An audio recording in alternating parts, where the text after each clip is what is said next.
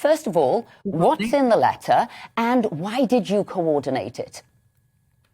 So the letter is basically asking the JCVI to do an up-to-date review of the evidence in terms of what are the benefits to children of vaccination and what are the potential risks, and to provide updated advice to government as a result. So back in September, when we decided to roll out vaccination to healthy 12 to 15-year-olds, everybody understood that it was a very marginal decision.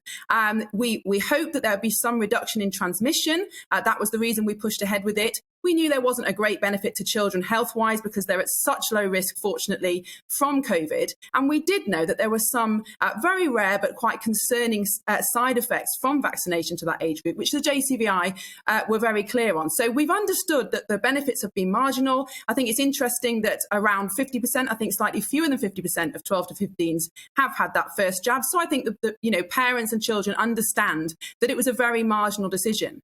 But as you said, over recent weeks, with the Omicron variant becoming dominant and also with some new studies about the risks, I wonder if that balance has actually shifted. So it's possible now that vaccination doesn't really reduce the risk of transmission. Of course, it still provides excellent protection against severe disease. So it's brilliant for people who are at risk from COVID. But if it doesn't protect against transmission, that reduces the benefits of vaccinating children. And if we know a bit more about the potential harms, then we need to look at those too. So just as the JCVI announced yesterday an update in whether or not they were going to recommend a fourth dose, they're not.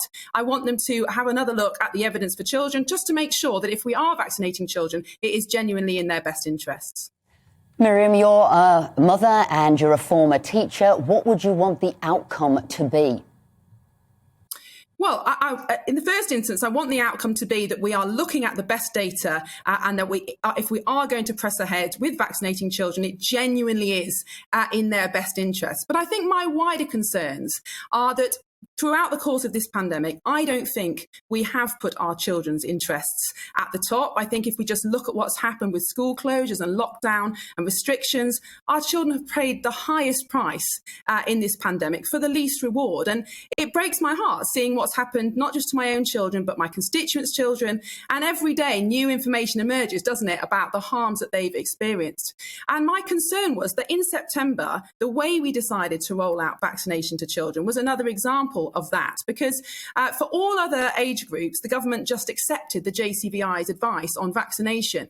But for children, the JCVI did say that they weren't able to recommend a mass vaccination programme for 12 to 15-year-olds because they were concerned about these extremely rare but unknown risks. But the government pushed ahead anyway. They asked the CMO to look at wider benefits, which is fair enough. But again, that didn't happen for other cohorts for adults. So my wider concern in this pandemic is that instead of putting our children's interests first, because they are vulnerable, we have sometimes subjugated their interests to the interests of adults. So I just want to make sure that that doesn't happen anymore, and that if we are vaccinating children, it is genuinely in their best interests.